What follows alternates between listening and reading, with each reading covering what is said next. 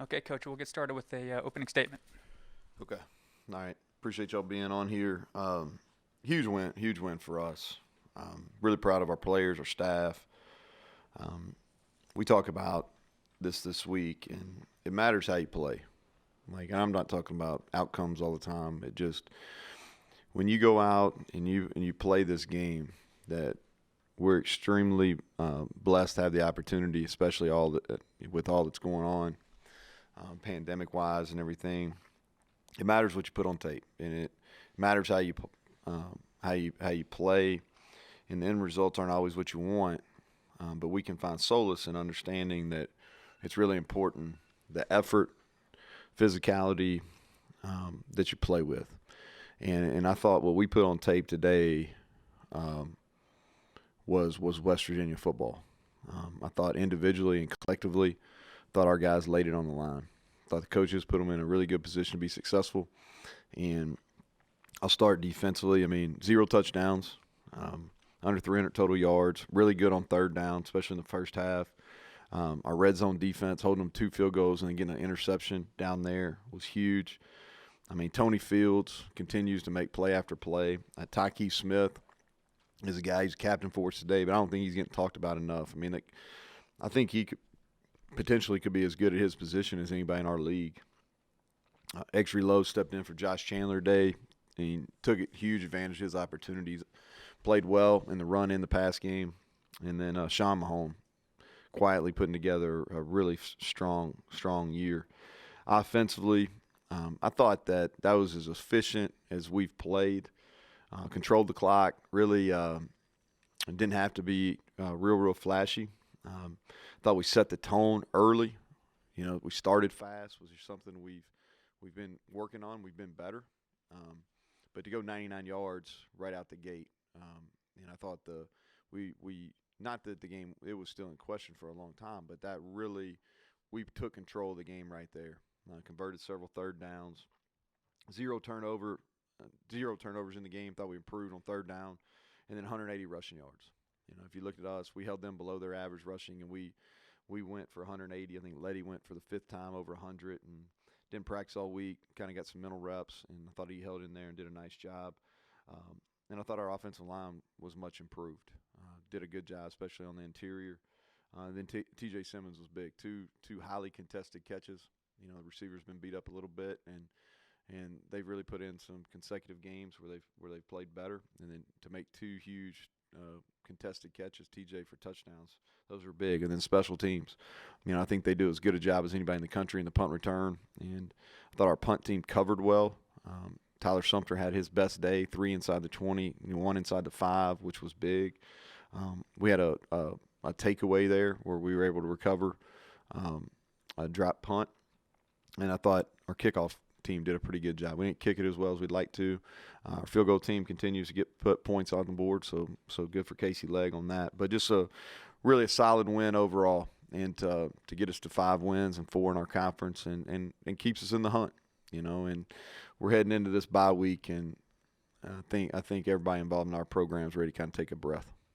All right, so questions.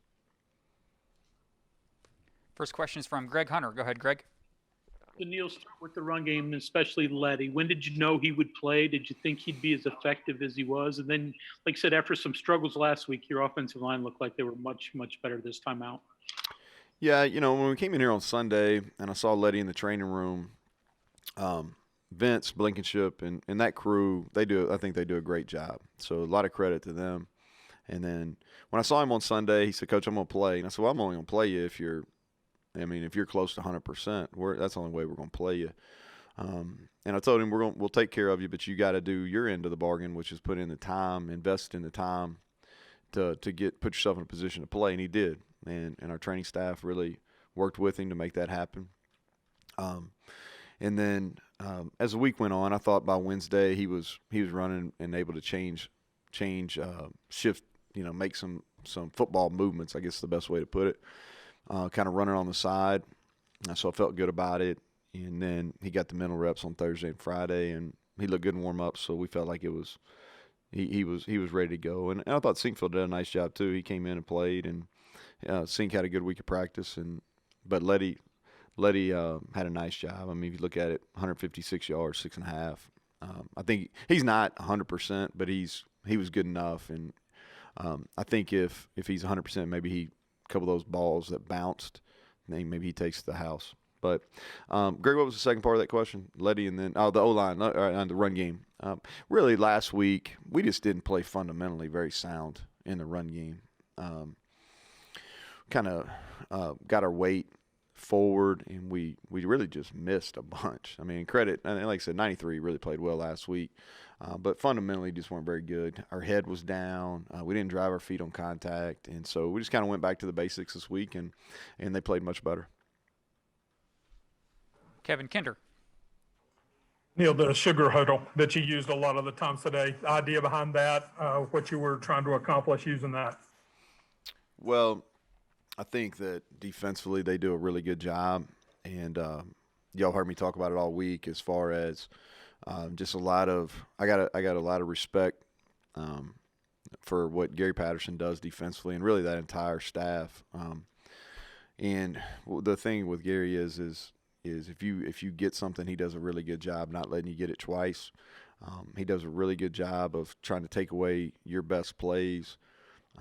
And so we're really just trying to hide some formations by getting into that the huddle. Old school. Might have to reintroduce that. Keenan Cummings.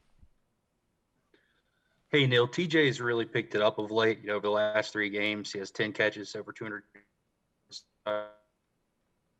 touchdowns. Is that a matter of him really back healthy, or are you trying to feature him more, or how's that been developing? Well, I think part of it is handling his business and practicing better. We've played a couple games here in a row where inside receivers could be featured maybe at a little bit higher rate. I think Daggy trusts him to make contested catches. That's another piece of it. But he's played well. He had a good run last year when he was healthy. He had a 3 or 4, 5 game run there where he played at an extremely high level. I think that's the thing. He's got to take care of his body, and when he's able to do that and he's healthy, he's a really productive and good player in this league. Ryan Pritt is next. Hey, Neal, you mentioned Tyke and Sean a little bit there a minute ago. Tyke had a few big hits on that very first drive. They were kind of driving down the field, and I thought that kind of threw him out of it a little bit. But, along with Alonzo, it's 21 tackles, 4 pass breakups, an interception, and a fumble recovery. They've been big all year, but especially today. Just what did you think of that group overall? Yeah, I think that group kind of in the middle there, Tyke and Sean and Alonzo, I think they played at a high level. And y'all have heard me say this. I think Tyke Smith is a player. He can play anywhere, and I think that he's special at that position. And Sean Mahone has been really good here the last 3 weeks. And Alonzo, for playing that position for the first time, continues to get better. We got to get some depth. Because they play every snap. So we got to get some depth there. But I think those guys are playing at a high level for sure. Okay, we'll go to John Antonik.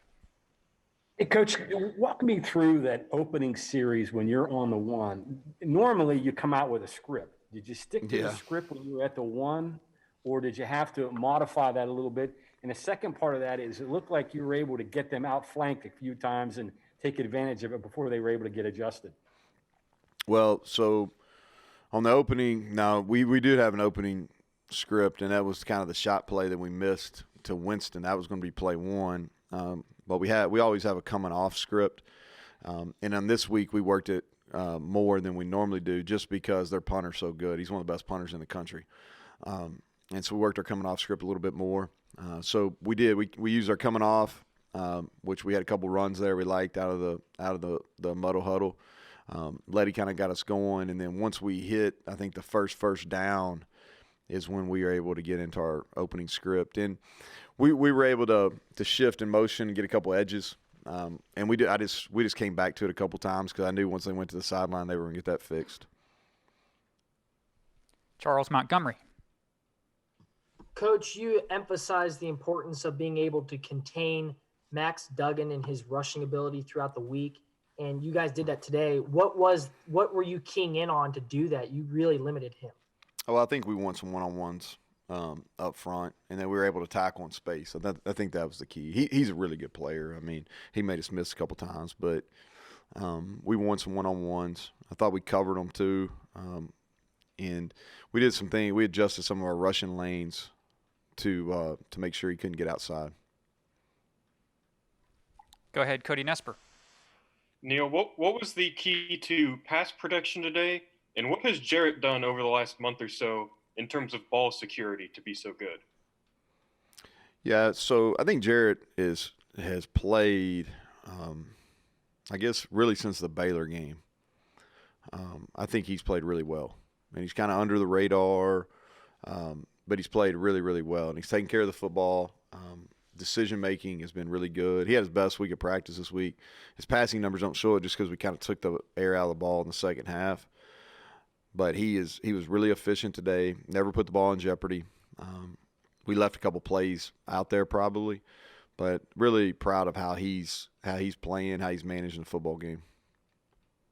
We'll take these last 4 questions in the queue. Go ahead, Chris Anderson.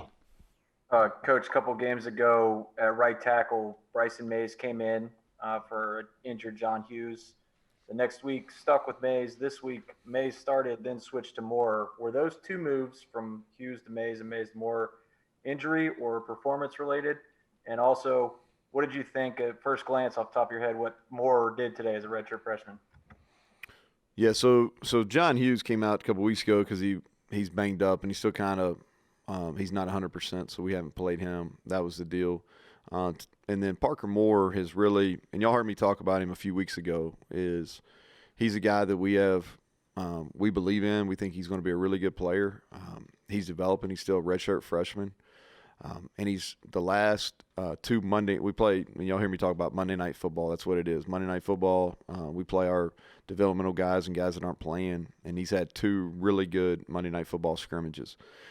So he earned the right to get an opportunity. He had a good week of practice. We put him out there. I don't even know what the reps are. Sometimes Matt tells me who he's got. Sometimes he doesn't. I know the plan going in the game was to play Parker, and I know he did play. I don't know what the rep distribution looks like right now, though. Michael Sussman. Where do you put this defense all time in terms of the most dominant units that you've been around as a coach? Yeah, I think it'd probably be unfair for me to answer that right now, just because I think we're right in the middle of it. I think those kind of questions are for the end of the year. We got 2, hopefully 3 games left, and so I think that's the time. I'll say this: I think that the way we're playing with the effort and the energy and the physicality, that's what we want to be about. I think we're really good up the middle. I think anytime you're really good up the middle, you got a chance. But I don't want to sit here and, first of all, I hadn't seen all the West Virginia defenses, so I'd be ill-informed to do that. We had some good units at Troy. I'm not going to get into the comparison game, but I'll say this: I like the way we play right now. Go ahead, Mike Kizaza. Hey, Neal, a lot of the trademarks you've been talking about defensively and then of late on offense have been pretty consistent from first game until today.